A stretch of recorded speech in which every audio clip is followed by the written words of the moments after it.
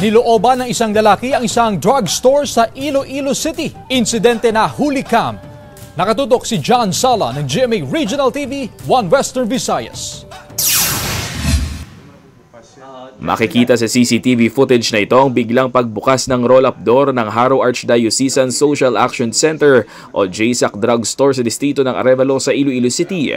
Ilang minuto lang ang lumipas, makikita ang pagpasok ng isang lalaki na dumaan sa sliding window. Pagkapasok sa loob, saka ito nagsimula ng manghalughog ng mga gamit. Natangay ng hindi pa nakikilalang sospek ang mahigit 50,000 pesos na benta ng butika sa loob ng 2 araw.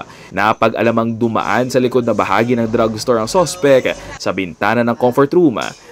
Nang makapasok na ito, kinuha nito ang susi ng roll-up door, kaya niya ito nabuksan. Usually, adlaw-adlaw gina-deposito namon ina, pero tungod sang duha ka adlaw nga nang yun masako, di daw na-overlook. No? Daw, mo man lang na ang duha ka adlaw, kaya ti bag-o pa man lang ini ang JSAC Drugstore. Base sa CCTV footage, pamilyar ang sospek sa lugar ayon sa pulisya. Taon tayo na, no? Kay ina, bagong building, wala pa din siya.